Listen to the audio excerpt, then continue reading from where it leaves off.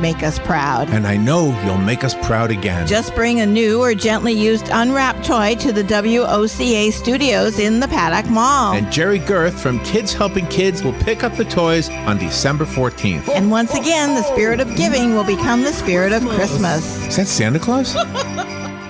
Broadcasting from the Paddock Mall Studios, this is WOCA, Ocala, Gainesville, The Villages, 1370 AM, 96.3 FM, The Source.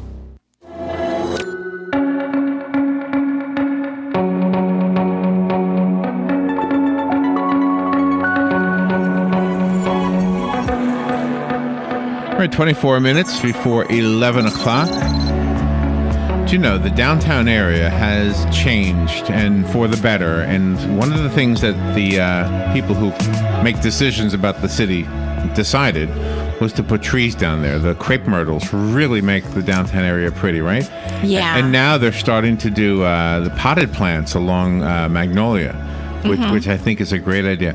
When my mother was still alive, after she had lost my dad, after he passed, I always felt bad, she's there all alone. I'd go over there all the time, and so I had this idea she had a bench, and I had this idea to go get some plants from one of the local nurseries, and just to plant them and just see if they would grow and create a little nook, because I used to see this in New York, like when people lived in buildings that had courtyards, Yes. like you didn't have a yard or a garden in the front, but in the back you had this little tiny area, like your mom has a little tiny area behind her apartment, right? Yeah, she loves the plants. I don't know what it is about us human beings, but there is a need, I think, to have plants in our lives. And here's the coincidence. The lady who's going to talk to you about that, her last name is Bloom. Now, is that a coincidence? Yeah, I love that. Is that one of those things where the name makes sense? Jessi Bloom is who I'm talking about. She's got this beautiful book called Creating Sanctuary, Sacred Garden Spaces, Plant-Based Medicine, and Daily Practices to Achieve Happiness and Well-Being. The book looks like it would make you peaceful. Right now, by the way, it's #1 on Amazon. I'm looking at it right now, which is always exciting when you see a #1 book, and we're getting ready to talk to the author. Jessi Bloom, good morning. It's an honor to have you on our show. Good morning. Thank you for having me. Where are you? I am just north of Seattle, Washington. This must be real peaceful out there, right? Yeah, lots of plants. Yeah, we have lots of big, tall trees and some rain clouds today. Do you know Florida is named? We're in Florida, in case you didn't know. Florida is named because when the early explorers, I don't remember which one, said, "Oh, it looks like the land of flowers," and so that's how we got our name. And one of the things, though, is that when people decide to build cities, they often forget to put the plants as part of the landscaping or the cityscaping. And when they remember to do that, as even if it's an afterthought, New York went through this period too, by the way, So I think what you're saying makes sense in a small area like your home, and it makes sense in a bigger scale. That's, I guess, where I wanted to go with that. Yeah, it applies to everywhere we are. As humans, we've evolved with plants since day one. So where are you sitting out in the garden right now? No, I'm in my living room, and there's a lot of plants here. I've got aloe plants and a citrus and a lemon and some other things as well. I like that you describe your space as a sanctuary, because I think that's like my mom's too. She's got these beautiful plants on her porch and rearranges them from time to time, and it's really just nice sitting out there with her with all of this ambiance. Yeah, I think it's important for us to have a space that we can rejuvenate and we can feel nourished in. And oftentimes, what I do for a living, I'm a consultant, and I help people with their garden problems. They look at their gardens or plants like a burden that they have to take care of. And I'm trying to flip that script for them and show them the positive and the well-being that can be attained from having plants in your lives, which is a scientifically proven fact. And it's good for healing too. I mean, just when a person's in the hospital and they receive plants and flowers, it's like life is being rejuvenated. Yeah, there's a lot of studies that show that we have a better sense of well-being. We heal faster. We learn better. all with the presence of plants and a connection to nature. So before we really get deep into the book, I want to make sure we're fair to the book, but can I ask you about yourself? When you were a little girl, were you the same person? Were you always out in the garden, or were you attracted to gardening? Yeah, so I grew up here in the Puget Sound, and I was the age where we didn't need to be inside or look at devices or televisions. We had nature to play in, and I was harvesting shellfish and fishing in rivers. And as I grew up, I wanted to learn more about how to live close with nature, and was realizing that when we, as professionals in the industry, take care of landscapes, it's more about control and abuse, frankly. And so I became really passionate and an advocate for environmentalism and taking care of what I knew as sacred. And the outcome of that is a business that helps people create ecosystems for themselves and for the environment, writing books and teaching. But I always really had a connection to nature, and it sustained me through my whole life. And I see now, children don't have that experience very often anymore because they're plugged into technology so often. If I went to an art museum with somebody who's really sophisticated in art, they probably wouldn't be impressed by the Elvis on black. What was that called again? Velvet. Black velvet. Yeah, they probably. But I would. I would think, oh, that looks nice, and my friend would say, nah, I don't think so. Does that happen in your world too? Like if I went to a garden and saw one of those like Walmart fountains in the garden, I would say, oh, that is so pretty. Would that be tacky to you, that kind of thing? No, it's really dependent on the steward of the land and what they want in their garden. There's some things that I would say are harmful to the environment that don't have a place in gardens. A lot of plastics, for example, or pesticides. But as far as art or things that we invite in that help us make the space feel like a sanctuary for us, one thing that might be tacky to you might not be to someone else. So it really depends. I mean, as long as it's not doing harm and it's creating a sense of sanctuary for someone, I think that's a good thing. And there's this new thing that we have here. I've noticed it since spring. The store down the road from me, you can go in there and you can buy all of this fairy stuff. And they recommend it for gardens. They've got little tiny gazebos. They've got waterfalls. They got little rocks and things. How did that come into being? Well, I think people are like, we're in touch with technology and we're losing touch with our imagination. And I think gardeners especially have this really keen sense or ability to connect with nature on a different level. And a lot of us are gardeners because we had some experience in our youth. And fairies are very popular for children, and a lot of us, myself included, will still continue to make fairy habitat. I will create little windows and I'll place them in tree bark and little doorways and pathways. In fact, there's a whole section in my book about gardening with children and how that can transfer over to our own gardens too as adults, and all the elements that we can include to bring other life into our gardens. Not just fairies, but butterflies and dragonflies and birds and insects of all kinds. So we have on Tuesdays a garden specialist who comes in here and does a full-hour show every week. And then you have me, who is the exact opposite. Is the book for her or is the book for me? It's for both of you. I think it's meant to give a new perspective to gardeners because oftentimes we get stuck in the way that we think. And so it's a new way of relating to plants. The whole book gives you different framework. But for someone who doesn't garden, there's a lot of entry points for someone who can build a relationship with their garden or plants in general with small activities. And it's really meant to help anybody who's interested in creating sanctuary. Well, you talk about weeds. You say that they're good for a garden. Yeah, actually, every plant or every organism, for that matter, has a biological purpose for being here. And so I start with that and looking at, well, what does the plant do ecologically? Many weeds, or what we call weeds, are not harmful to the environment. They actually are repairing the soil, and they're preparing it for the next generation of plants to move in. And one of the things that's often overlooked is the medicinal value of plants or the ecological value. We look at what we were taught. For example, if someone learned that a plant was bad because of an advertising campaign from a chemical company, they might not know that that plant that they're trying to kill actually can heal their bodies.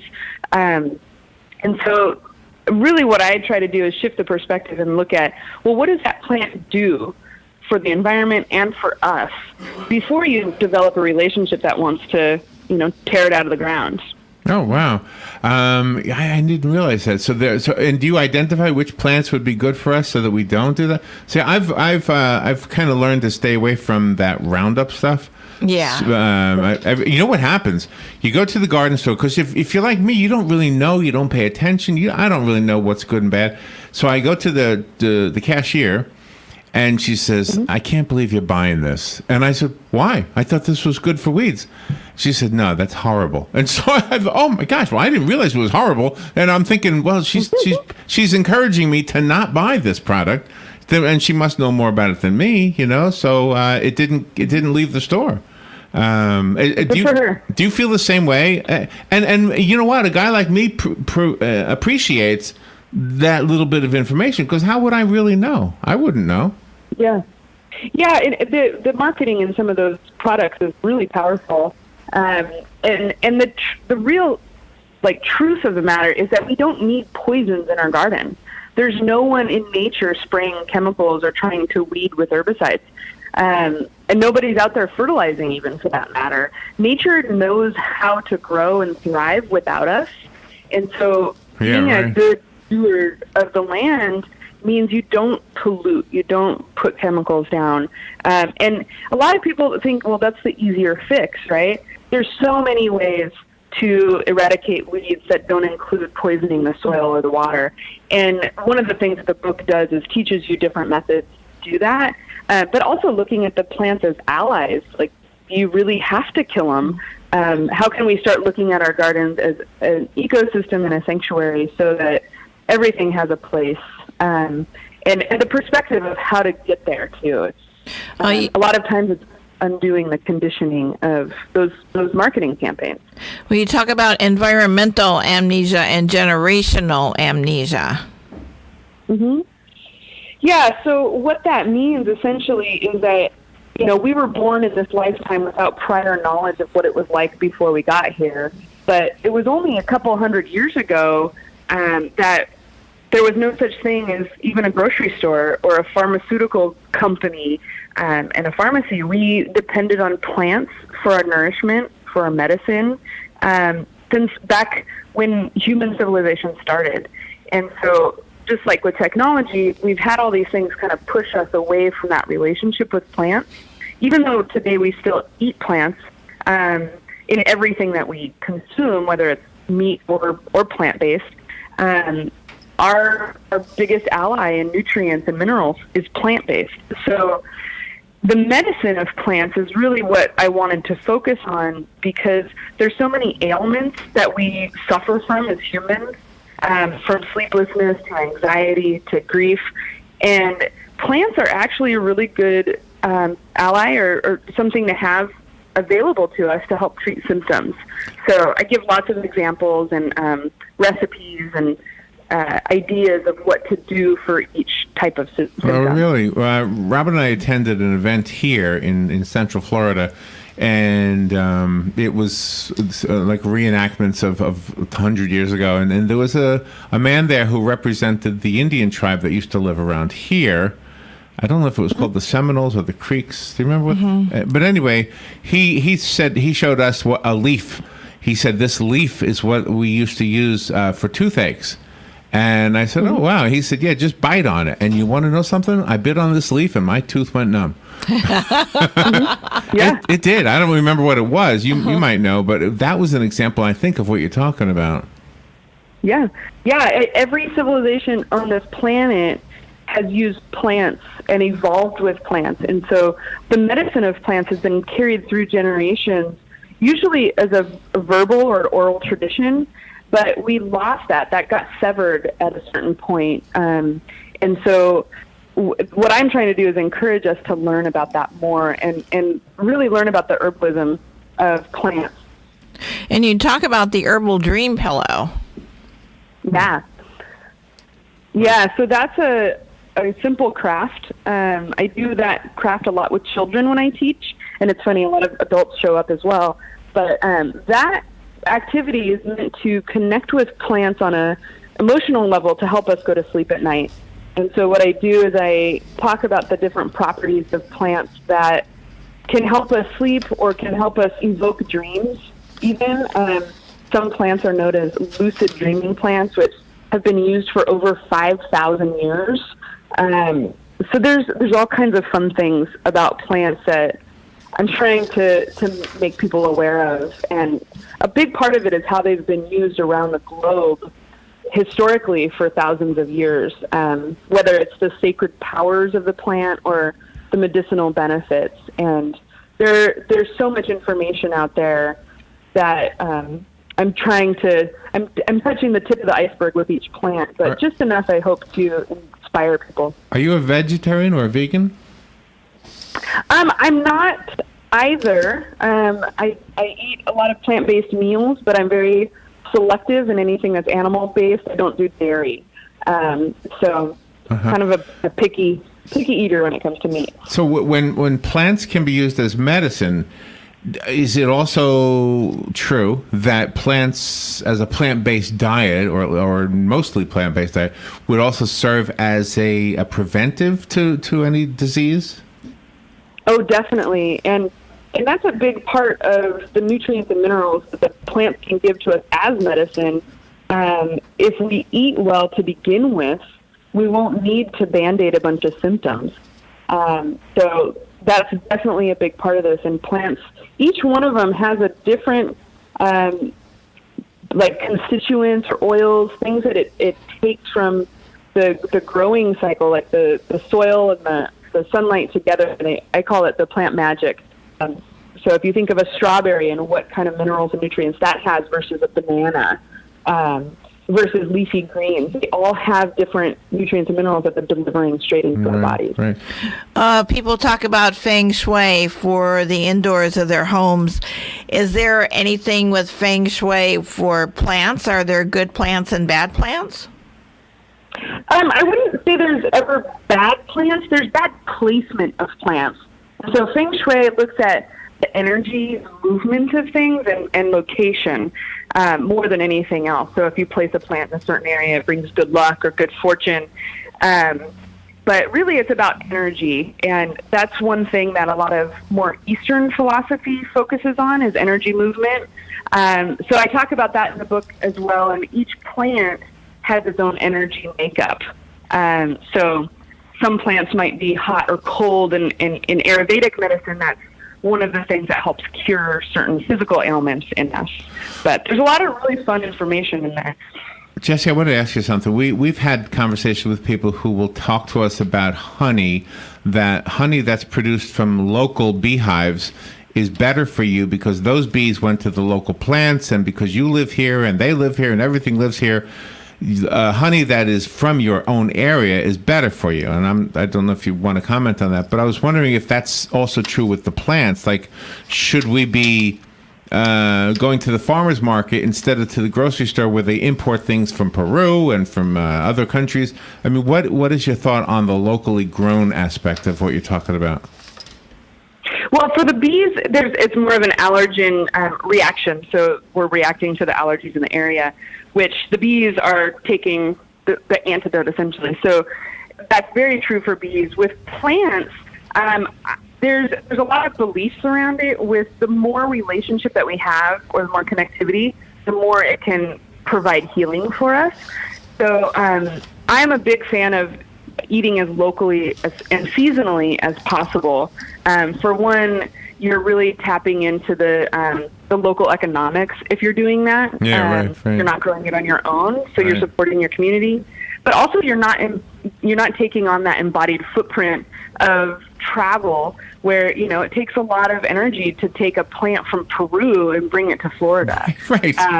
Yeah. So in that sense, you also are losing some some of the energy, the longer the plant sits around, the constituents dissipate, if you will. So you're not getting the freshest, most vibrant of the plant's life. So the quicker you can eat it, the better, and the more local, in my opinion. So we should, I go to my grocery store and they have all of these herbs outside the door. As soon as you try to enter, they've got all of these different herbs. Should I start buying that then? Well, yeah. Really, the more plants you can have growing that you're consuming, the better. If you're growing them even on your kitchen windowsill and you say eat cilantro or chives a lot, if you have that right available to you, you're not only having the relationship with the plant, but you're saving a ton of money down the road. Because growing food is like growing money. So this goes beyond the whole sanctuary that I imagined when we first started talking. Jessi, is Bloom your real last name, or did you change it for your occupation? No, I was born with it. Isn't that amazing? Wow, that's you got the perfect name. The book is called Creating Sanctuary. It's written by our guest, Jessi Bloom. I found it on Amazon, where it is currently #1. Did you know it was #1? No, I didn't. That's good news. Yeah, #1. It says #1 new release right here. So you can get it on Amazon. Do you have another website you want to direct us to? My website is jessibloom.com, which is spelled Jessi. Okay. And then bloom, like what flowers do. Okay, very good. Well, thank you for being on the air with us today. Like I mentioned as in part of the intro, I imagined doing this for my mom. Unfortunately, she passed away before any of that ever happened. But it just seemed like a nice way to take a little corner of her yard and make a little area where she could just enjoy the outdoors. And I think I'm going to go outside. We live in a beautiful part of the world, Florida. It's gorgeous. Oh my gosh, we have so many great things here just that I don't even have to take care of them. I just walk outside and there it is. It's really true. Jessi, thank you for being on the air with us. Enjoy where you are and enjoy the holidays and good luck with everything. Thank you so much. You're welcome. We'll be right back.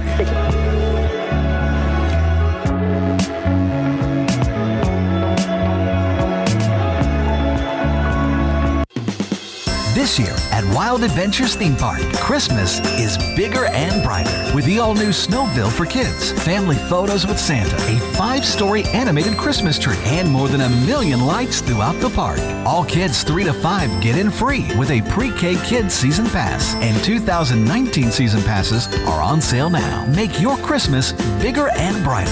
Get your tickets and 2019 Season Passes now at wildadventures.com. 'Tis the season to be merry at the Appleton Museum of Art's annual Family Day, Saturday, December 1st from 10 a.m. till 5 p.m. Celebrate the Urban Family Holiday Exhibit with decorated trees, the beloved Dickens Village, Nutcracker Collection, and more. Stop by the art space for holiday art-making projects and visit the second floor to see trees decorated by community organizations. From 1 till 3 p.m., take carriage rides, have photos taken with Santa, and enjoy light refreshments, all free of charge. The Appleton is located on East Silver Springs Boulevard in Ocala. For more information, visit appletonmuseum.org.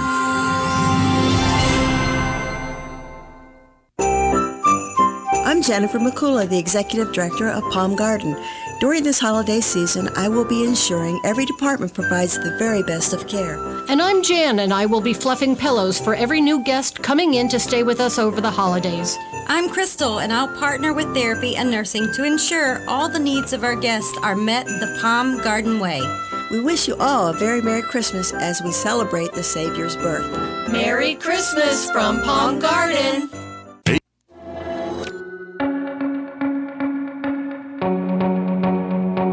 Broadcasting from the Paddock Mall Studios, this is WOCA, Ocala, Gainesville, The Villages, 1370 AM, 96.3 FM, The Source. Fox Fox News, I'm Lillian Wu. The president praising the deal to replace NAFTA at its signing ceremony in Argentina on the sidelines of the G20. As part of our agreement, the United States will be able to lock in our market access to Canada and Mexico. The deal would still have to be ratified by the legislatures of all three countries. Here at home, prosecutors say they're considering new charges for ex-Trump campaign head Paul Manafort. Meanwhile, a judge setting a court target sentencing date of March 5th. Days after special counsel Robert Mueller tossed out his plea deal in the Russia probe, claiming he'd been lying to investigators. The former Trump campaign chairman denies that. The 69-year-old already faces a lengthy prison term after pleading guilty to tax evasion and bank fraud charges. Fox's Rachel Sutherland. And Marriott saying hackers stole about 500 million records from its Starwoods Hotels reservation system. This is Fox News. It's been called shell shock, war neurosis, and battle fatigue. Today, we call it post-traumatic stress disorder, and it affects 1 out of every 5 warriors returning from battle in Iraq and Afghanistan. The Wounded Warrior Project offers comfort and support for warriors with PTSD and all other scars of war, whether those scars are visible or hidden. Find out how to help, because for warriors, the greatest casualty is being forgotten. Please visit woundedwarriorproject.org. Indeed knows finding the right hire takes time away from your business. Hiring a qualified data engineer felt like a second job. More job seekers use Indeed than any other site, so there's no better place to find someone with the skills you're looking for. I needed someone with a master's in computer science and database experience. Plus, Indeed screener questions help you find your shortlist fast. Now I'm back to having just one job. See why more than 3 million companies worldwide use Indeed to hire. Post your job at Indeed.com/hire. Indeed, the world's #1 job site. Source.com/score total visits. News brief, a 17-year-old Bellevue High School student has died from injuries sustained in a single-vehicle accident in Ocala on Wednesday evening near the Four Ranch subdivision. An 11th grade student at Forest High School has been arrested after sending a photo of a gun to students in the school cafeteria. 5 Polk County junior high school students have been hospitalized after eating candy laced with marijuana. Workers picking up trash along I-275 in Tampa found a man's body. The city of Ocala will begin a coatings project for 2 of the sewage treatment lift stations, and they are alerting residents that this may result in a potentially strong organic odor. The project runs from Monday the 3rd through Monday the 10th. America's next moon landing will be made by private companies and not NASA, according to the space agency. And Pawn Stars Disney expert Joel McGee, known as the Toy Scout, will be in Ocala hosting a vintage toy buying show on December 9th and 10th at the Courtyard Marriott. And that is your news brief from The Source. Howdy, folks. RL here for Dairy Queen. As fall approaches, it seems our taste buds change gears, and things like char-grilled hot dogs with chili come to mind. Also, I got a crow about our most tasty grilled and crispy chicken breast sandwiches, and everybody knows about our world-famous chicken tenders and pepper cream gravy. Good. But you might just want a banana split or a blizzard for dessert. Dairy Queen, Silver Springs, where we always treat you like kings and queens. Robin, last year, the WOCA family of listeners came through big time with Christmas gifts for the Kids Helping Kids children. I know. The studio was filled with toys. We could hardly walk to our microphones. And this year, Kids Helping Kids is asking us to help again. Well, it is a great idea. The children each take turns browsing through the gifts. They pick out the gift they want to give to another child. The adults then wrap those gifts and deliver them. Each child who gives a gift also gets a gift. That is why it is called Kids Helping Kids. The children in the program are referred to the program from churches and schools who know the circumstances of their families. You made us proud before. Our listeners always make us proud. And I know you'll make us proud again. Just bring a new or gently used unwrapped toy to the WOCA studios in the Paddock Mall. And Jerry Girth from Kids Helping Kids will pick up the toys on December 14th. And once again, the spirit of giving will become the spirit of Christmas. Is that Santa Claus? Are you a medical provider that doesn't like to settle for the same boring scrubs? Scrub Paradise in Ocala has a wide selection of top brand scrubs with embroidery available and the newest medical shoes and accessories. Every medical provider should look as great as the care they provide. Scrub Paradise is just off Easy Street next to Shoe Carnival in Ocala. Stop by today or give them a call at 352-873-4368. That's 352-873-4368. 'Tis the season to be merry at the Appleton Museum of Art's annual Family Day, Saturday, December 1st from 10 a.m. till 5 p.m. Celebrate the Urban Family Holiday Exhibit with decorated trees, the beloved Dickens Village, Nutcracker Collection, and more. Stop by the art space for holiday art-making projects and visit the second floor to see trees decorated by community organizations. From 1 till 3 p.m., take carriage rides, have photos taken with Santa, and enjoy light refreshments, all free of charge. The Appleton is located on East Silver Springs Boulevard in Ocala. For more information, visit appletonmuseum.org.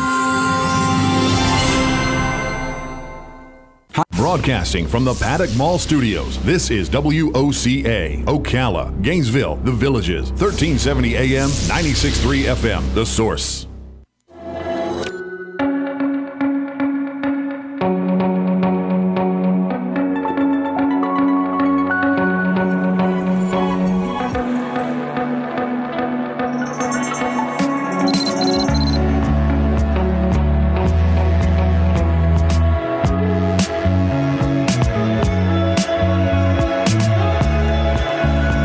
Yossi Hector's in the studio looking like John Lennon. Look at him right there. Looks like John Lennon right there.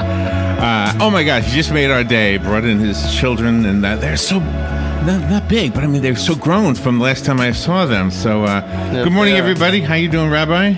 Good morning. How are you? Thanks for having me. Happy Hanukkah. Happy Hanukkah to you. Is it okay to say it this early? When does it start? It's just in 2 days. In 2 days. Sunday night. How exciting is that? Yeah. Yep. Yeah, we're going to be there. I don't know who invited us, you or your wife, but somebody invited us, so we're going to be there. It's a package. A package. It's a package invitation. Two invitations from us for two of you. So are the children excited about Hanukkah? You guys excited about it? Yeah. Yeah. Wait a minute. I don't hear anybody. Let me put your microphones on. Now I can hear you. So Maddie, we'll start with you. What do you like about Hanukkah? What's your favorite thing? Everything, basically. How does it start? How does Hanukkah start? By lighting the menorah and... Are you going to be there Sunday? Yes, of course. Of course. Oh my gosh, you got your father in you. I can hear him. Yeah. I don't have to say anything. They do it all. Yes, of course. That's your daddy talking right there. And tell me your name, the middle guy. What's your name? Mendy. Mindy. Mendy or Mindy? Am I saying it right? Mendy, yeah. Mendy? It doesn't matter. It doesn't matter. Again, you got your father. Oh my God, it doesn't matter. Hi. So how old are you? I'm 8. 8? And we went to watch you get your first haircut. Okay. Do you remember? Yeah. I think Robin even helped. I think Robin cut your hair. I did. I got to snip a little bit. Mendy is named after the founder of the leader of the Chabad movement. The Rebbe. The Rebbe is the Rabbi Menachem Mendel Schneerson. Is that right? Nice. Who was the leader of the Chabad movement. Mm-hmm. Wow. So, Mendy, what are you looking forward to for Hanukkah?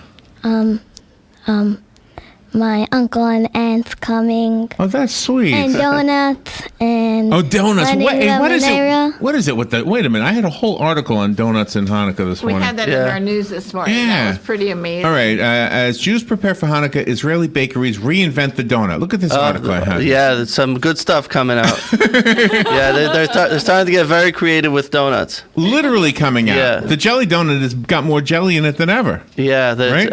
All kinds of interesting things are putting together nowadays. Oh, I pulled this out off the internet just for you, so I'm going to get to this later. All right, and one more child. What was your name? Tell me your name. Shimshin. How old are you? I'm 7. You're 7. Nice. Do you know all of your children are the lights of your parents? You know that, right? Your daddy was so bright every single time we knew that there was another one of you on your way. I didn't know that. Oh, you didn't know that? Well, now you know it, and everybody else knows it too. So, what is your favorite thing about Hanukkah? Lighting the menorah. You like the menorah? That's fun, huh? Lighting the menorah? Yeah. Yeah. Mm-hmm. Is it sad when the last candle is lit and you feel like it's almost over? Yeah. They didn't talk about what they play with on Hanukkah. What do you play with? Dreidels. I don't know how to play the dreidel. You know, your daddy gave me one, and I just spin it. I don't even know what I'm doing. Well, the letters, if you see the letters on it, it stands for Nes Gadol Hayasham, the miracle that happened there. like the miracle that happened.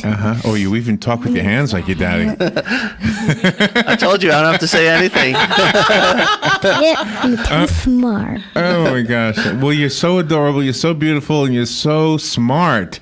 How'd you get to be so smart? School. School? There you go. It wasn't for Parents. Oh, parents. Good Okay. answer. Good answer. Good answer. All right, we'll accept both. So how's your mommy? How's your mom doing? Good. Yeah. Well, you guys, you just made our day, Rabbi. Thank you for coming in here.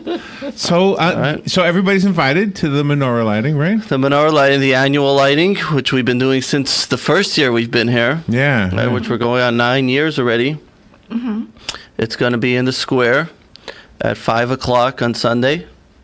We're really excited. A lot of people are coming. We're going to have some nice entertainment. We have a juggler coming. He's going to juggle fire and knives and other fun stuff. Oh my gosh. We'll have some entertainment, some music, some Hanukkah music. Can you juggle at all?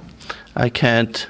Well, I can maybe if I'll try. Do you know I can't. I can teach you how to juggle. Are you a juggler too? No, but I know how to. You know how to, but you don't actually. I don't have the skill, but I have the knowledge. Does that make sense to you? Okay, understandable. Yeah, whatever. I know a little. I don't think I have any.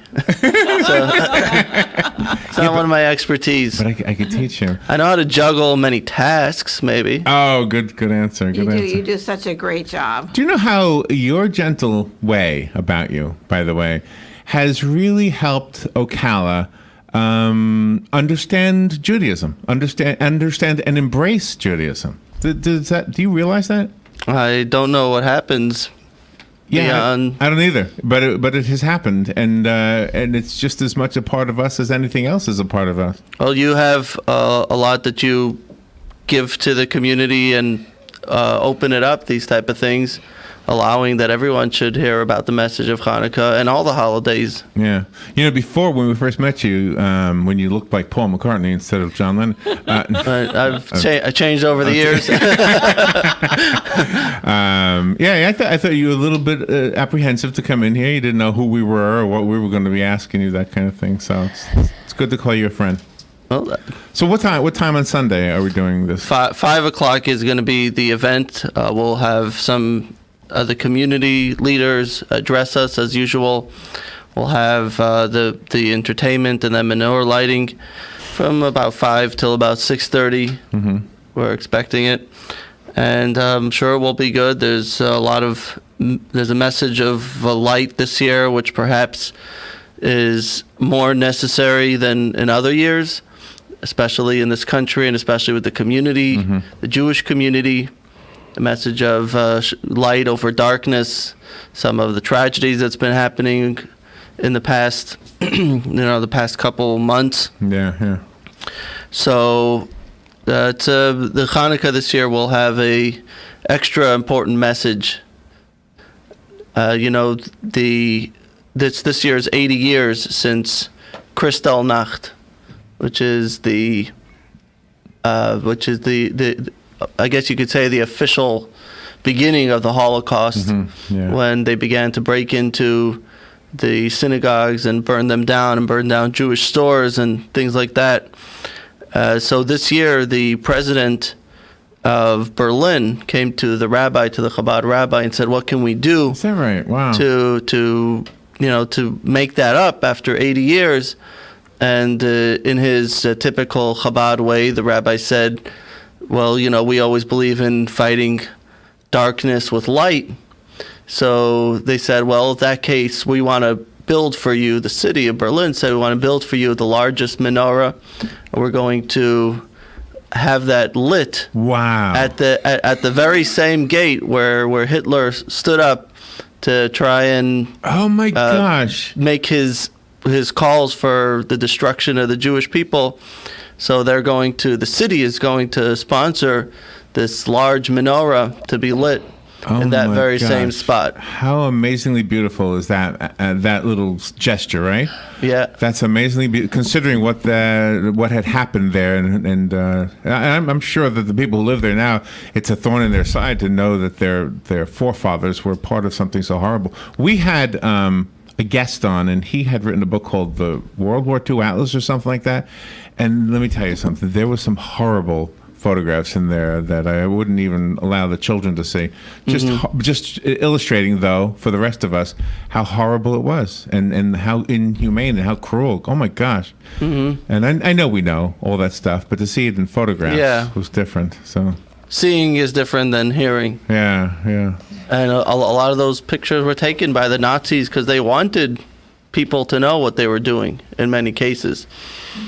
But of course that changed. But that is horrible. Will you be having a non-perishable food drive this year at the Menorah Lighting? Yeah, we did that one year. We made a menorah, a Menorah. Yeah. It's not in the plans for this year, but I think I was the guy who lit one of them too. Right? You were part of the Menorah, yeah. He just knew I have an affinity for canned goods. Yeah, I think that's what it was. But are we welcome to bring non-perishable you can food items? You can come and bring things, and we'll make sure it goes to the local food bank. And we did that, and then as well, we every year we have people that bring stuff.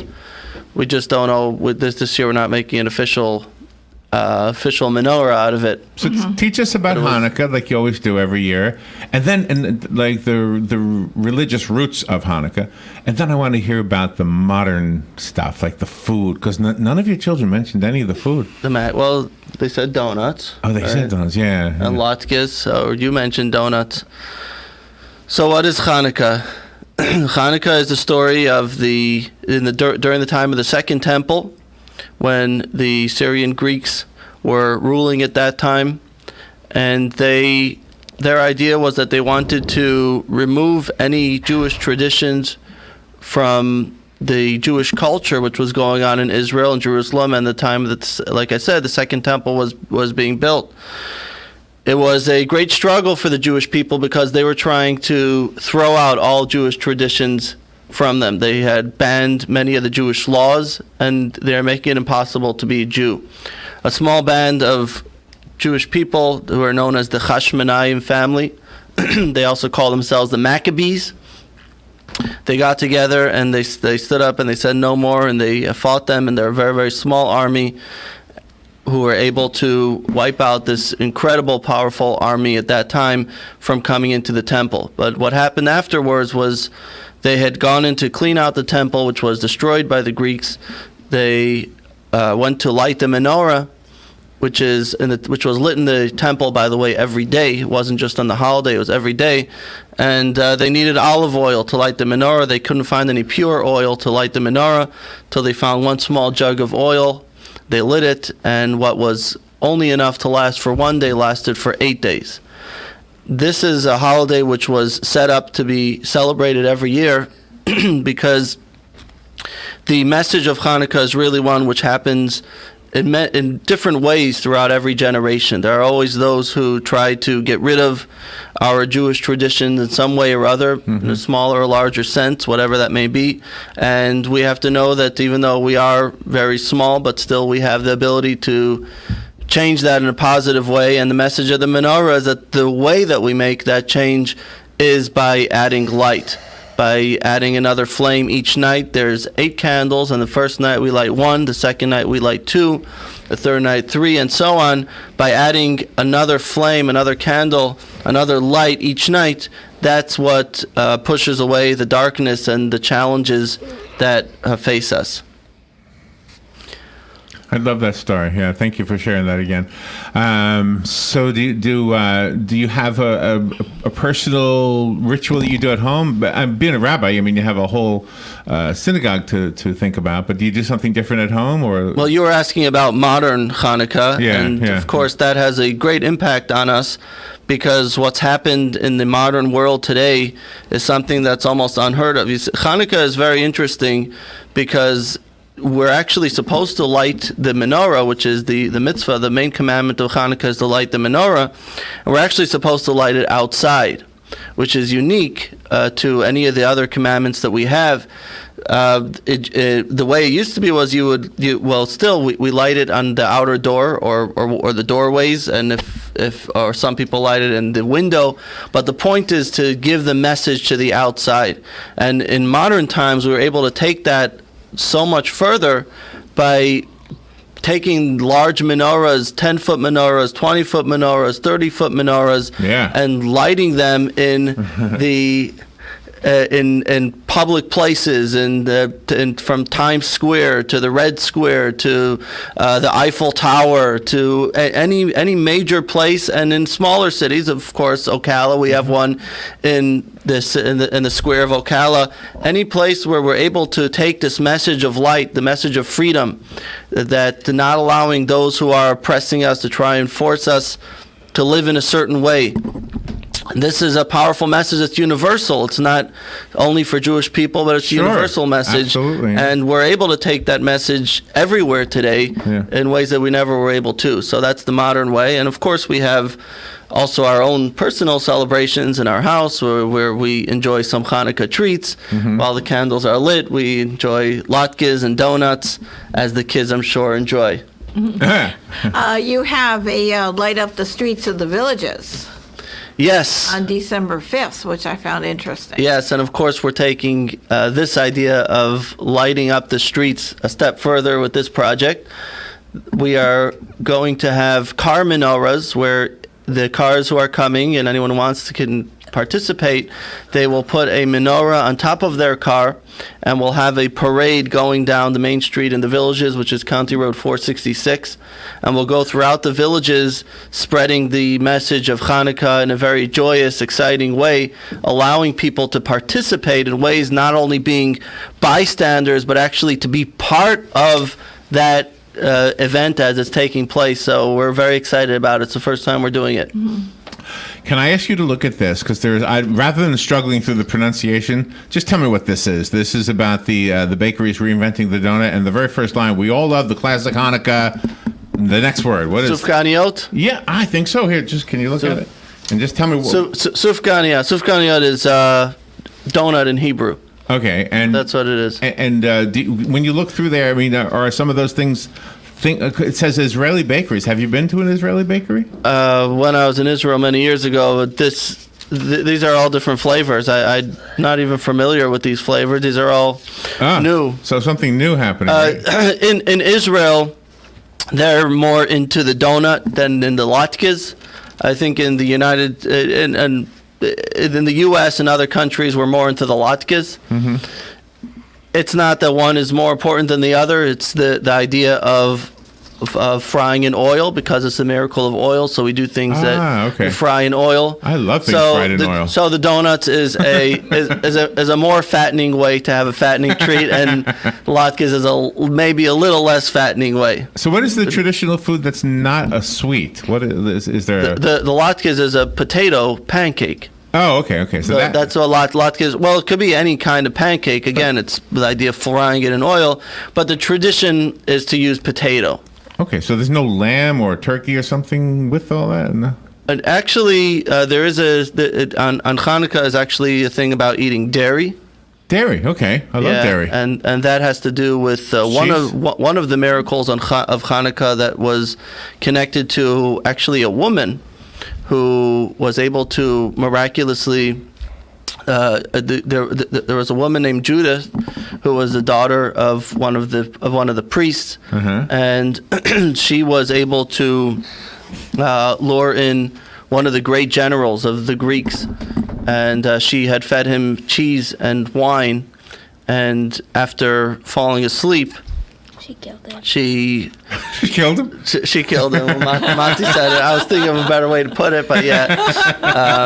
And that was a very big turning point in the Hanukkah story because of this woman. And so one of the ways we commemorate that is by eating dairy foods because of the cheese that she fed him. Monty knows the story better than me. Where in the square will the menorah be this year? It'll be in front of the gazebo like it is every year except for last year. Mm-hmm. Yeah, it's really a wonderful event. There are a lot of people that come to the square to watch and to participate, and they're not necessarily of the Jewish faith, but we all respect each other. Yeah. That's a wonderful thing. You bring the whole community together when you do your events. And like I said, the message of Hanukkah is really a universal message. It's about freedom and spreading light, which is so relevant, especially today. People need that in their lives. People need positive energy, which is perhaps what's missing today. How about the music? Music is important. Let's do music. You want to hear some? Do you know the song? Yeah, my favorite song. This is your favorite song? Come on. I never heard of this before. You never heard of it? Oh no, I did. Spin the dreidel. Spin the dreidel. I did. Sing, oh dreidel, dreidel. These guys, I love these guys. The Maccabees. Yeah, you taught me about them. You found them. I found them? You didn't tell me about them? How did I know about the Maccabees? How would I know about them? Good morning. Hey. Oh, look at this. She's giving me a thumbs up. Look at that. So you knew the song, right? And you didn't all know the song, right? So what is your favorite Hanukkah song? Who wants to answer? Have a little dreidel? Maybe. Oh, you like that one? Maybe. Do I have that one on here? Let me see. Or Oh Hanukkah?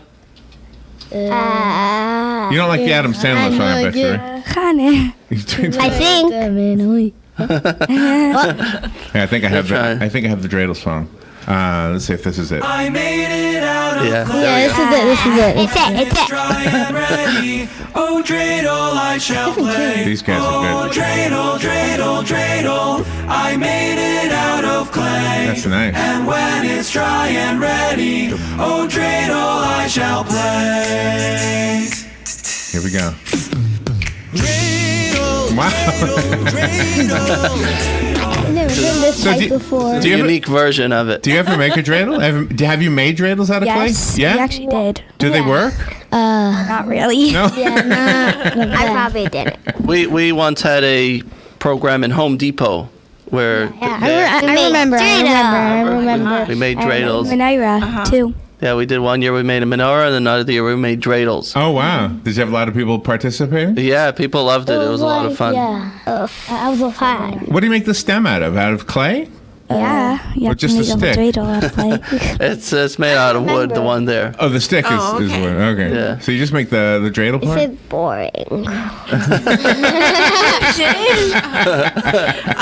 During the Light Up the Streets at the villages, you're also going to have a fire truck with a special chocolate coin toss from that.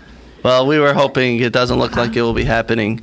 Oh, okay. But then, we were hoping to do that. But then at the end, you're going to have the menorah lighting. Yeah, we're going to have the menorah lighting at the corner of County Road 466 and Morse Boulevard, if anyone knows where that is. Yes. There is a sheriff annex there.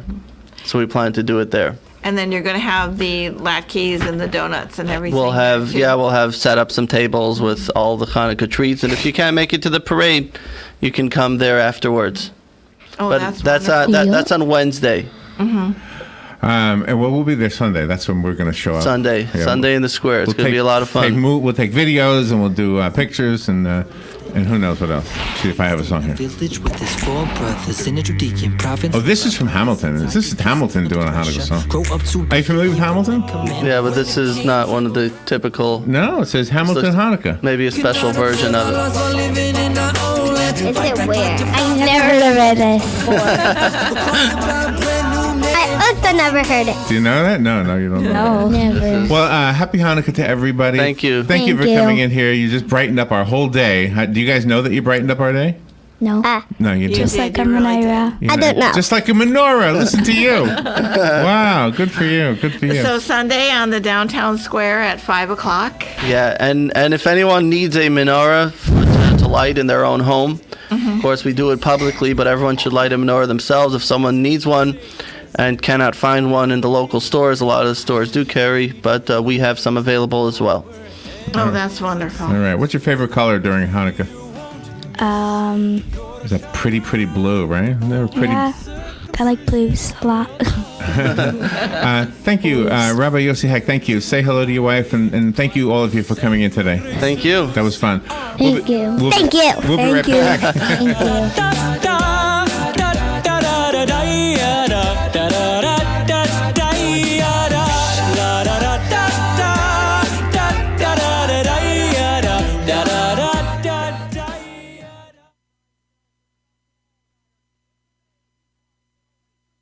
Broadcasting from the Paddock Mall Studios, this is WOCA, Ocala, Gainesville, The Villages. Fox News, I'm Lillian Wu. The president praising the deal to replace NAFTA at its signing ceremony in Argentina on the sidelines of the G20. As part of our agreement, the United States will be able to lock in our market access to Canada and Mexico. The deal would still have to be ratified by the legislatures of all three countries. Here at home, prosecutors say they're considering new charges for ex-Trump campaign head Paul Manafort. Meanwhile, a judge setting a court target sentencing date of March 5th. Days after special counsel Robert Mueller tossed out his plea deal in the Russia probe, claiming he'd been lying to investigators. The former Trump campaign chairman denies that. The 69-year-old already faces a lengthy prison term after pleading guilty to tax evasion and bank fraud charges. Fox's Rachel Sutherland. And Marriott saying hackers stole about 500 million records from its Starwoods Hotels reservation system. This is Fox News. It's been called shell shock, war neurosis, and battle fatigue. Today, we call it post-traumatic stress disorder, and it affects 1 out of every 5 warriors returning from battle in Iraq and Afghanistan. The Wounded Warrior Project offers comfort and support for warriors with PTSD and all other scars of war, whether those scars are visible or hidden. Find out how to help, because for warriors, the greatest casualty is being forgotten. Please visit woundedwarriorproject.org. Indeed knows finding the right hire takes time away from your business. Hiring a qualified data engineer felt like a second job.